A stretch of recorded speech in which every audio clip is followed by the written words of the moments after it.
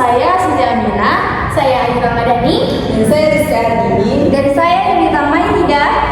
Di sini kami akan berdiskusi tentang komunikasi verbal dan nonverbal serta implikasinya dalam pembelajaran. Nah, mengenai komunikasi verbal dan nonverbal ada kata komunikasi.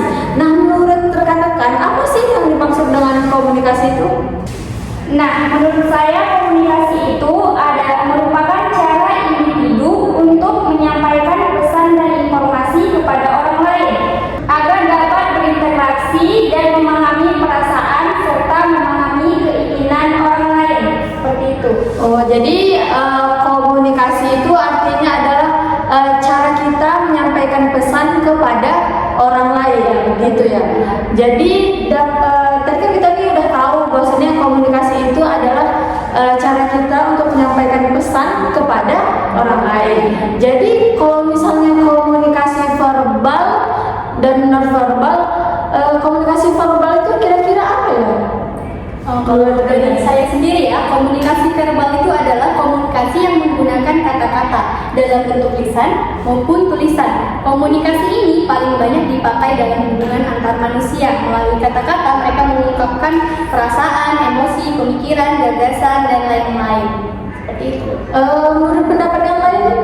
Kalau menurut saya sendiri sih, komunikasi verbal itu kan bahasa dan kata itu menjadi peran penting dalam komunikasi. Jadi komunikasi itu penyampaian kata-kata yang secara baik dan benar. Begitu. Oh, begitu. Jadi komunikasi verbal itu berarti adalah cara penyampaian kita berupa bentuk kata-kata. Ya. Nah, jadi di dalam komunikasi verbal itu ada nggak sih bahasa yang tersendiri gitu di dalam komunikasi verbal? Oh, ada. Salah satunya dia bahasa lisan. Oh, bahasa lisan. Salah satunya ini yang saya ketahui bahasa tertulis pada kertas.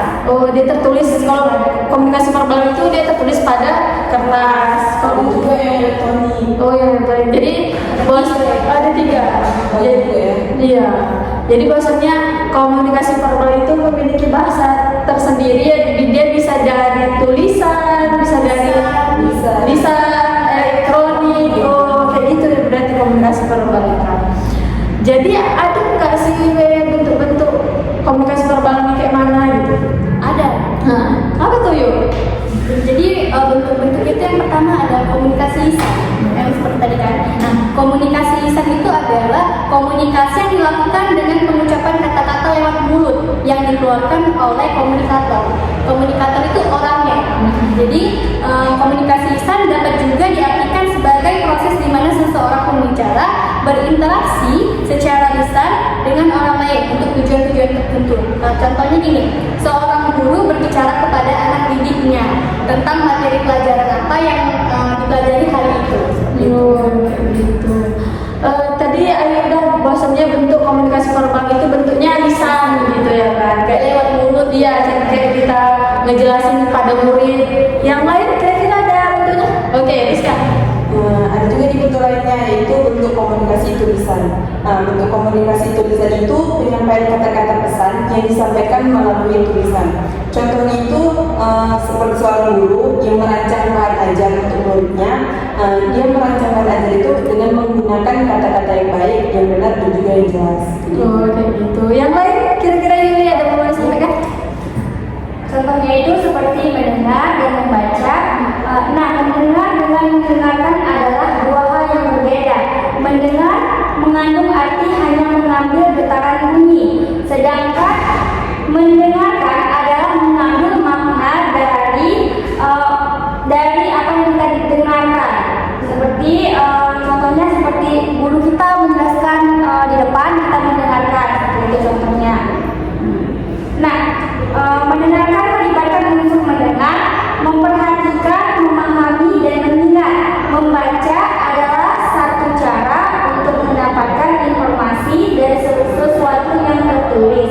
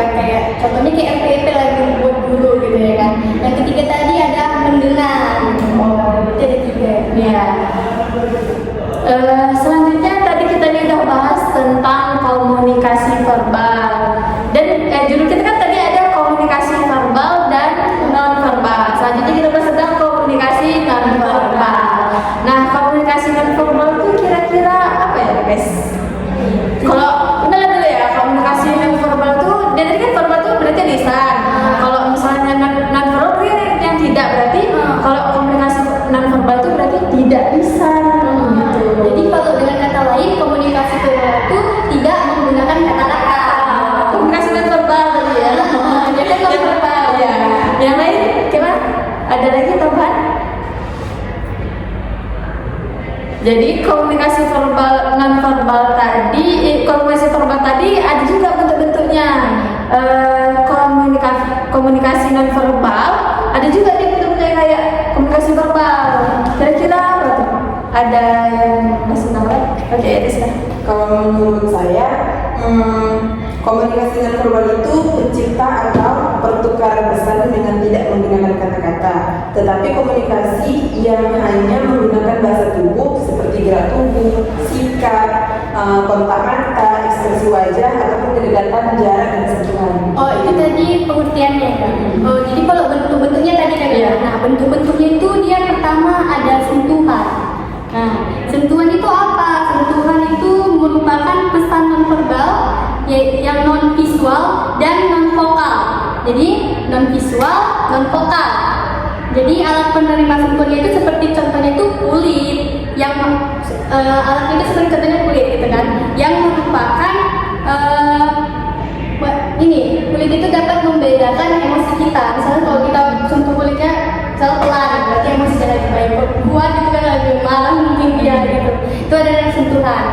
Selanjutnya mungkin dari teman-teman yang lain ada yang tahu mungkin. Jadi menurut pendapat yang lain gimana? Ini saya ada sedikit pendapat tentang kronomi.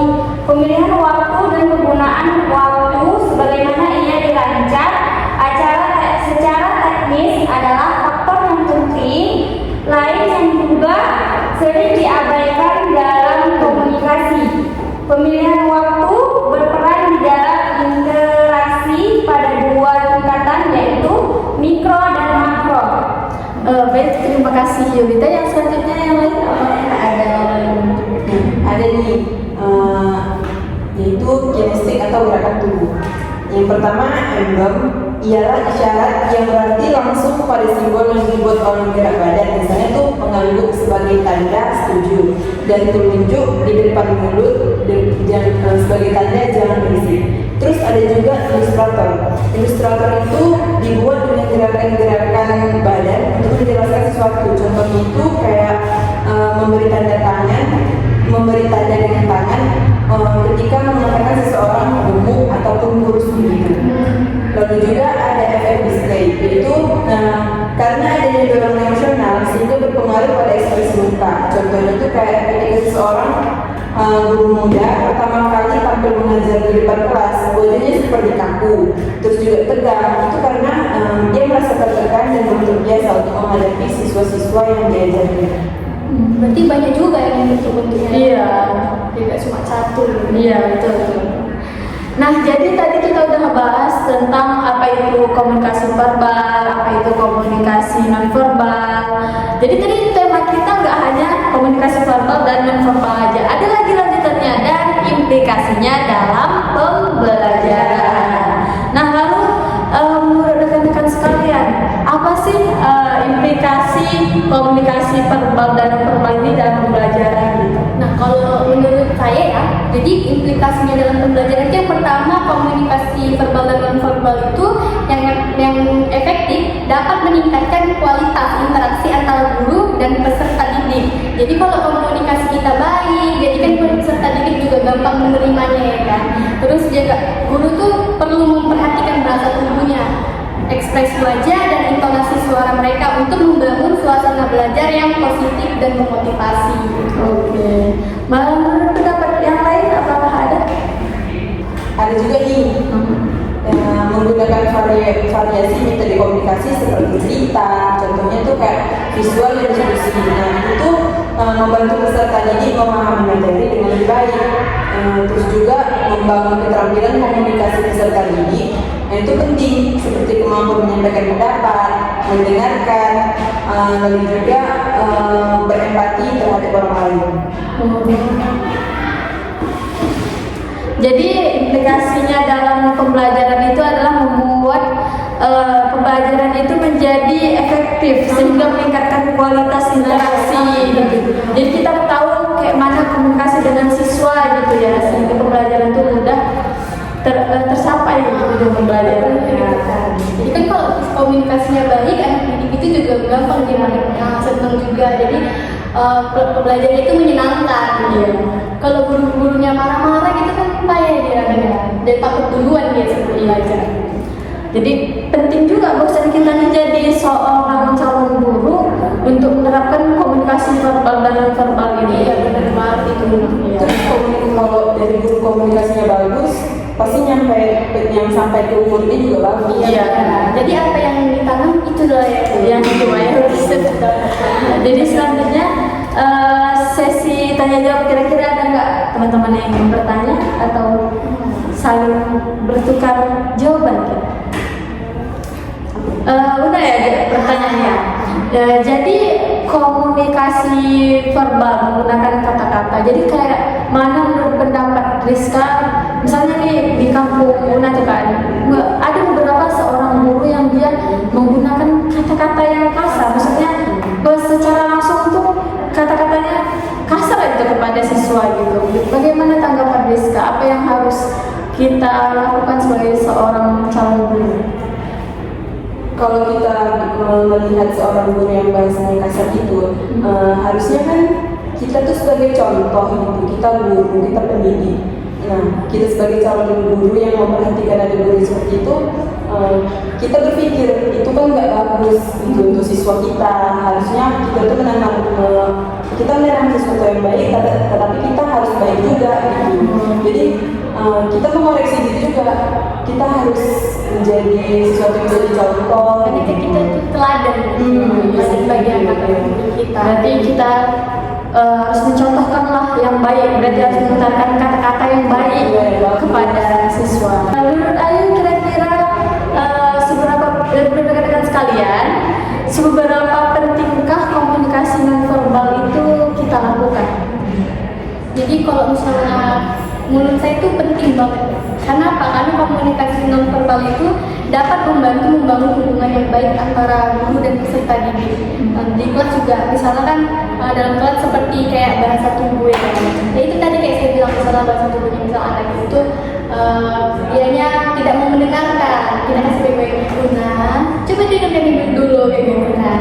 Bahasanya yang baik gitu kan. Una, coba dengerin dulu. Kayak atau nggak dilempar dia. Berarti dia harus lemah berdekatan itu menggunakan. Jadi ada tuh tersentuh kita menggunakan tangan gini jadi lurus gitu. Padahal kan kadang-kadang aku kayak anak SD gitu kan, hatinya terlalu bintang gitu kan. Kalau kita kasar dia makin nggak mau dengerin gitu kan.